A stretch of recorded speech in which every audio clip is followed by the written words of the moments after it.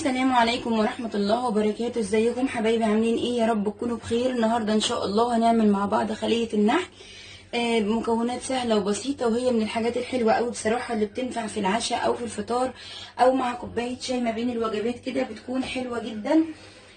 اول حاجة طبعا مقاديرنا هنا عندنا نص كيلو من الدقيق، 3 معالق من السكر، نص كيلو من الدقيق. هنقول تاني نص كيلو من الدقيق اهو، نص كيلو من الدقيق، 3 معالق من السكر، 5 معالق كبار من اللبن البودرة، معلقة كبيرة من الخميرة، نص كوباية من الزيت، كوباية ونص من المية، مش هستعملهم كلهم، هحط على حسب الحاجة، معلقة صغيرة من البيكنج باودر، معلقة من الخل الابيض، رشة ملح. طبعا رشة الملح هنحطها كده ما بين الصوابع. دي معلقة من الخل الابيض في الطبق اهي مش باينة. اول حاجة هنعمل ايه؟ هنسمي الله كده، وهنجيب الخميرة وهنجيب السكر اهو. هنعمل ايه؟ هنفضي كده السكر، بصوا هقول لكم عشان يبان في الكاميرا اهو. نفضي كده السكر اهو، وهحط عليه الخميره معلقه كبيره، وهحط عليها شويه كده من الميه الدافيه، بسم الله، وهنقلبها كويس كده، وهسيبها على جنب ترفع لغايه ما ندخل الدقيق ونجهز العجينه بتاعتنا. نقلبها بس كده ونخليها عشان ما تلزقش في الجناب. خلي بالكم ممكن تكون في الجناب خميره ما جاش عليها ميه وما دابتش اهي. هنركنها بقى كده لغايه ما ندخل الدقيق ونبدا نعجن خليه النحل بتاعتنا. هنا بقى هبدا ندخل الدقيق. اشيل بس الخطاف ده علشان لما ندخل الدقيق، بسم الله. لما ندخل الدقيق، نخل الدقيق بيعمل ايه؟ بيدينا عجينه هشه، وبيخلينا نضمن نظافه الدقيق. يعني انا عن نفسي عارفه الدقيق بتاعي مضمون ونضيف بصراحه، عشان انا بجيب من مكان مضمون، بس برضو يعني للاحتياط وللاطمئنان اكتر. نص كيلو من الدقيق يعني حوالي 3 كوبايات كبار. نص كيلو من الدقيق يعني حوالي 3 كوبايات كبار. كمل كده نخل الدقيق ورشه الملح. هحط برضو رشه الملح كده معايا اهي، اقل من ربع المعلقه كده، حاجه بسيطه. ونكمل نخل الدقيق.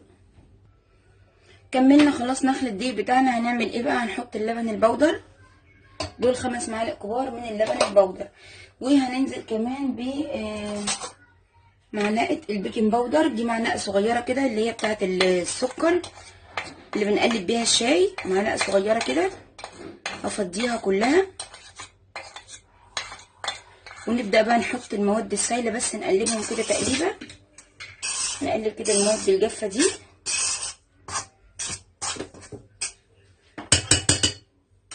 وبعدين نركب الخطاف. ايوه تمام. هننزل بقى بالزيت طبعا، والخميره ابتدت تتفاعل اهي. هنحط الزيت، نص كوبايه من الزيت، زيت الذره او عباد الشمس. هنحط برضو معلقه الخل اهي. بصوا الخميره ابتدت تعمل رغاوي اهي وتتفاعل. بصوا ابتدت تعمل رغاوي زي رغوه النسكافيه كده، وابتدت تتفاعل. هقلبها بقى وافضيها. نفضي الخميره كلها. معلقه الخل حلوه جدا في اي معجنات، المعجنات بالذات لازم تحطي فيها معلقه خل، والكيكه كمان معلقه خل ابيض. هبدا بقى انزل اقفل كده العجان، وابدا اخلط على اقل درجه.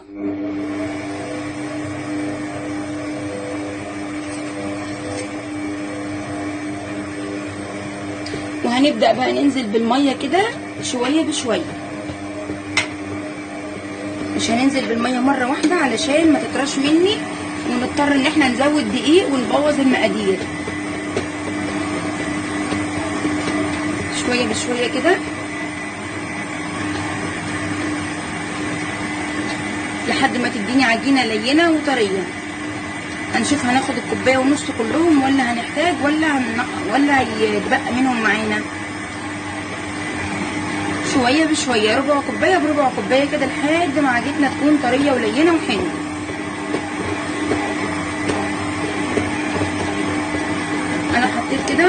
حوالي ربع كوبايه في ربع كوبايه في ربع كوبايه.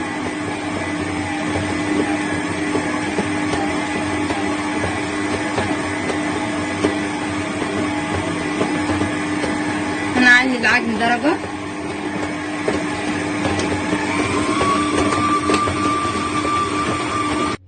تمام كده عجننا العجينه بتاعتنا. وعايزه اقول لكم خليه النحل بتحب العجن قوي قوي قوي. كوبايه ونص ميه، انا ما اخدتهمش كلهم، فاض معايا حوالي 4 معالق. فاض معايا حوالي 4 معالق من الميه اللي هي معلقه الرز العاديه بتاعتنا دي. بصوا هي طريه طبعا، لازم تكون طريه. لو فيها سنه تلزيق ولا حاجه مفيش مشكله خالص. هنبل ايدينا رشه من الزيت كده وننزل بالراحه، وننضف كده الخطاف بتاعنا من العجن، من كل العجين اللي فيه اهو، ونشيله بقى علشان نعرف نطلع العجينه بتاعتنا. لو فيها سنه تلزيقه كده زي ما بقولك ما تخافيش خالص، بلي ايدك كده دهنه من الزيت وطلعيها اهي. نبدا بقى نطلعها كده ونلمها على ايدينا اهي، بالايد هتتلم.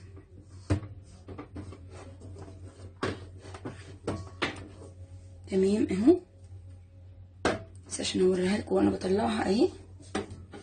هنا البوله دي عندي فيها مسحه من الزيت برضو اهي. طلعناها خلاص. بصوا العجينه بصوا طريه وحلوه جدا. بصوا لازم تكون طريه، حتى لو فيها سنه تلزيقه مش مشكله، هتخمر وهنشغلها وهتكون زي الفل. بصوا طريه ازاي، بصوا طريه وحلوه جدا. هنحطها بقى كده وهنغطيها بالاسترتش او بكيس بلاستيك ونحطها في مكان دافي لحد ما تخمر طبعا وحجمها يتضاعف ويملى البوله دي. وبعد كده بقى نجهز هنحشيها جبنه مثلثات. الحشو على حسب الرغبه يا جماعه، ممكن تحشي جبنه مثلثات، ممكن تحشي جبنه كيري، ممكن تحشي شوكولاته قابله للدهن، ممكن تحشي شاورما فراخ، ممكن تحشي اي حاجه. الحشوه بتكون على حسب الرغبه، بس يعني الحشوه الاصليه بتاعت خليه النحل هي الجبنه المثلثات او الكيري المربعات. بنقطع المكعب 4 وبنحشي بيه، المثلثات بنقطع المكعب 2 وبنحشي كل نص في قطعه. طبعا هنشوف الكلام ده واحنا بنحشيها طبعا مع بعض. هنسيبها بس لغايه ما تخمر وبعدين نتقابل. كده بقى عجينتنا بعد ما اختمرت وحجمها تضاعف بسم الله ما شاء الله. بصوا هنشيل بقى الاسترتش من عليها كده. بصوا ما شاء الله عجينتنا ناجحه وحلوه جدا وحجمها تضاعف وما شاء الله عليها. بصوا حاجه يعني تحفه جدا. هنبدا بقى نعمل ايه؟ هنبدا بقى نقطعها كور كده صغيره. كل كوره بتكون حوالي 25 جرام. كل كوره بتكون حوالي 25 جرام. نبدا بقى ناخد كده كور صغيره. بصوا كده الكوره احنا مش عايزينها كبيره. هنحطها على الميزان برضو. هنا عندي الميزان اهو، حط عليه الطبق. هنشوف كده قد ايه دي 33 جرام. يعني هنشيل حته صغيره كده، يعني من 25 ل 28 ماشي. 29 جرام مش مشكله، هتكون حوالي 25 او 28 جرام. مش عايزين الكور اكبر من كده. نبدا بقى نكورها كده كلها اهي.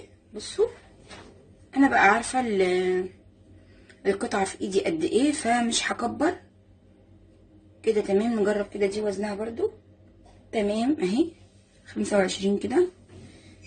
هنكمل بقى كده الكرات بتاعتنا كلها وبعدين نحشيها. بصوا بنعملها كده زي السره وبنخليها من تحت. تمام خلاص كده خلصنا كل الكميه بتاعتنا وعملناها كرات. وطبعا اللي عملت على صينيه تاني. جبت هنا بقى الجبنه المثلثات، وعندي الصينيه الالومنيا اللي هي بتاعت البسبوسه دي. عندي هنا جبنه مثلثات. هنبدا بقى نعمل ايه؟ ناخد اول كوره كده اهي بسم الله وهنفردها كده. بصوا زي ما انتم شايفين كده معايا بسم الله. ونبدا نعمل ايه؟ ناخد كده مكعب ونحط بقى نحشي ونقفل، ونقفلها كده زي السره بالظبط. نقفلها كويس جدا ونبدا بقى نرصها في الصينيه كده بالشكل ده. كل كوره كده من اول واحده. نبدا كده من اول واحده عملناها. نبدا كده اهو تمام. بصوا جبنه كريمي، جبنه مثلثات، الجبنه اللي تفضليها، شوكولاته قابله للدهن، عجوه. بس انا مش بفضل العجوه بصراحه، لان العجوه تديني احساس انها زي القرص مع عجوه. وبعدين هي اصلا يعني الاساس بتاع خليه النحل زي ما قلت لكم كده الجبنه الكريمي او المثلثات. وبعدين عايزه اقول لكم حاجه، اثناء العجن انا قعدت اعجن فيه حوالي 10-12 دقيقه. هي من الحاجات اللي بتحب العجن جدا. بصوا طريه ما شاء الله، عجنتها خلاص. وبعد ما اختمرت بقى ما بقتش تلزق خالص اهو. هنكمل بقى كل الكميه. بصوا مش هنخلي فراغات كبيره علشان تطلع يعني ماسكه في بعضها. هنكمل بقى كل الكميه بنفس الطريقه، وبعدين نسيبها تخمر وحجمها يتضاعف، وندهن وشها باللبن وندخلها الفرن على درجه حراره 200-220. درجه حراره 200-220. هنسيبها بعد ما نخلص الكميه كلها تخمر وحجمها يتضاعف كده اهو. تمام. بس كده كل الكرات عندي بتتراوح ما بين 25 جرام و28 جرام بالظبط. مفيش حاجه اكتر من كده. اخر كورتين بس اللي هي واحده جت 21 جرام عشان حسيت ان هم صغيرين، والتانية جت 22 بالظبط كده اهو. تمام. هنكمل كل الكميه بقى ونسيبها تخمر زي ما قلت لكم كده. بعد ما اختمرت وحجمها تضاعف اهي زي ما انتم شايفينها ما شاء الله بقت جميله. وهتطلع ان شاء الله هشه وطريه جدا. هعمل ايه بقى؟ هجيب شويه كده من اللبن الحليب، لبن بس من غير اي حاجه ولا بيض ولا اي حاجه، علشان الناس اللي ما بتحبش برضو طعم البيض او ريحه البيض في المعجنات. يا دوب بس مسحه بسيطه كده ان انا الزق عليها بس السمسم بالراحه كده، مسحه بسيطه اهي، مسحه بسيطه خالص كده على وش كل واحده، بحيث ان هي اعرف الزق عليها السمسم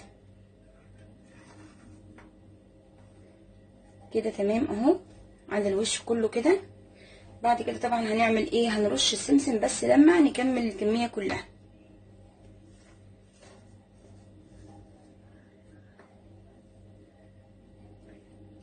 لبن بس كده يا دوب مسحه خفيفه علشان برضو ما تنزلش لتحت وتلزق مني. مسحه بسيطه كده خالص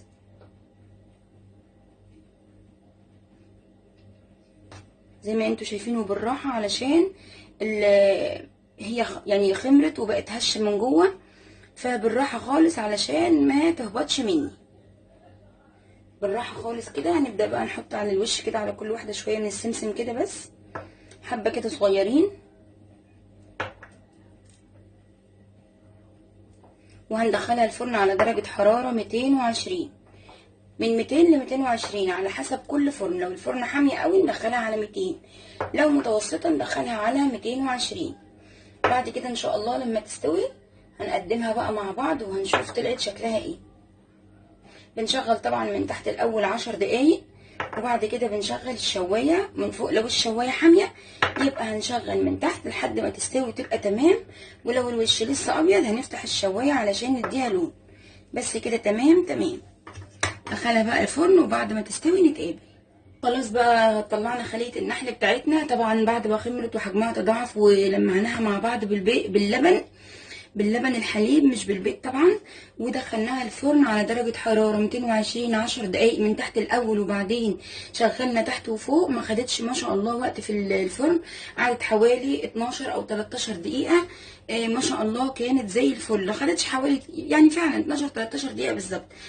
بصوا ما شاء الله عليها، بصوا هشة وطرية ازاي، بصوا هشه، بصوا ما شاء الله عليها وعلى الطراوه بتاعتها. هنعمل ايه بقى؟ هنجيب حليب مكثف او سيرب خفيف او عسل نحل.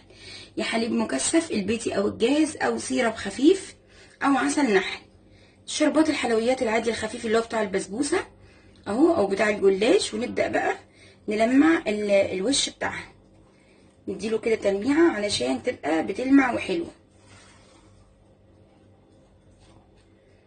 بصوا كده على كل واحده كده نلمع فرشه كده، زي ما بيقولوا ايه، فرشه كده وفرشه كده على كل واحده كده تلميع علشان تبقى بتلمع وحلوه معانا. بصوا ما شاء الله، ولا احلى ولا اجمل من كده. هشه جدا جدا جدا. جربوها بالطريقه دي وبالمقادير دي، هتعجبكم جدا بصراحه. احنا بنعملها يعني بصراحه، يعني احنا بنحطها كده هي بتبقى اكله مع كوبايه الشاي بصراحه، تكون حلوه جدا خاصه في الفطار او في العشاء بالليل. لو حابه عشاء خفيف ومغذي ومفيد حلوه جدا. ولو بين الوجبات مع كوبايه شاي مثلا بعد العصر كده او بين الغدا والعشاء، بتكون حلوه جدا على فكره. وللاطفال برضو بيفرحوا بيها جدا، وبتكون برضو طعمها حلو. خلاص كده احنا لمعنا تمام اهو. بصوا بس كده عشان ايه تبقى كلها بتلمع كده تمام. دي لسه ما اخدتش اهي. ايه رايكم بقى في اللمعه الحلوه بتاعتها دي، وفي التسويه الحلوه، وفي طريقه العجن بتاعتها؟ على قد ما تقدري سيبيها في العجان حوالي 10-12 دقيقه. ولو بتعجني على ايدك اعجنيها برضو لمده 10-12 دقيقه، بس عجن حلو، عجن. كل ما بتتعجن حلو كل ما هتديكي عجينه ناعمه ولينه وطريه، ومش بتلزق، وبتكون حلوه جدا. طبعا انا عايزه اقلبها معاكم، بس بصراحه هي سخنه جدا دلوقتي، فانا مش حابه اقلبها وهي سخنه واطلعها على طبق بصراحه، يعني علشان هي يعني انا عايزه احافظ على الهشاشه بتاعتها. بصوا الهشاشه، بصوا بقى، بصوا الهشاشه، بصوا الطراوه، بصوا الطراوه والهشاشه ما شاء الله. الطراوه والهشاشه مفيش اجمل ولا احلى ولا اروع من كده. جربوها والله هتعجبكم جدا. وطبعا حلوه برضو حتى في اللانش بوكس بتاع المدرسه، بتنفع برضو الاولاد. ده كده حبايبي كان الفيديو بتاعنا. يا رب لو عجبكم ما تنسوش لايك وشير وسبسكرايب. وبقول لكل الناس حبايبي اللي هم فعلا حبايبي وغاليين على قلبي، ربنا يخليهم وما يحرمنيش من لايكاتهم ولا دعواتهم الحلوه ولا كومنتاتهم الحلوه، وربنا يبارك فيهم. ومن هنا للفيديو الجاي اسيبكم في رعايه الله. بس عايزه اقول لكم صدقوني لو جربتوها مش هتندموا. جربوها بالطريقه دي وبالمقادير دي وذوقوا الطعم وشوفوا الهشاشه والطراوه حلوه جدا. بالنسبه للحشوات، الحشوه الاساسيه بتاعتها زي ما قلت لكم الجبنه الكيري او الجبنه المثلثات. اي حشوات عايزه تغيريها بقى براحتك. ممكن تعملي حشوه الفراخ الشاورما، بس طبعا مش هينفع نلمع وشها بالشربات او السيرة. تمام. ويفضل ان هي تكون جبن او شوكولاته قابله للدهن على حسب ما بتحبوا، علشان هي اصلا بتكون يعني بتنفع اساسا للفطار وللعشاء، يعني ما بتكونش وجبه غدا. بس طبعا كل واحد على حسب ما يحب وعلى حسب ما هو يعني عايز، وعلى حسب كل واحد وليه راحته. ممكن انا اللي يريحني ما يريحش غيري، واللي يريح غيري ما يريحنيش. فكل واحد حسب راحته وذوقه والمذاق اللي هو بيستطعمه. بس حبيبتي، بس حبايبي كده معلش اسفه. بس حبايبي كده من هنا الفيديو الجاي سيبكم في رعايه الله، والسلام عليكم ورحمه الله وبركاته. حبايبي معلش بعتذر انا خدمت معاكم الفيديو، بس عايزه اقول لكم ان الكميه نص كيلو دقيق ما عمليش الصينيه دي بس، لا ده انا عملت صينيه تاني كمان. بس هي بصراحه لسه في الفرن طبعا، فانا مش عايز اطول يعني، مش عايز طبعا ان انا اعطل نفسي واعطل الفيديو على بال عشان اطلع الصينيتين. لا انا عايزه اقول لكم ان من نص كيلو دقيق عملنا بصوا كميه ما شاء الله صينيتين بنفس الحجم. الحجم الكوره كان حوالي 25-28 جرام، عمل لي صينيتين بنفس الحجم ده. فانا بس معلش انا بعتذر اني ختمت ورجعت لكم تاني، بس عشان حبيت اقول لحبايبي اللي متابعيني واللي بيجربوا وصفاتي ان النص كيلو عمل صينيتين من دي. يعني لو انت عملتي نص كيلو وطلع لك صينيتين من دي هتكون كميه حلوه جدا للعشاء او الافطار. بس كده وجربوا بقى. ومعلش بعتذر اني ختمت ورجعت تاني. بس كل سنه وانتم طيبين، والسلام عليكم ورحمه الله وبركاته.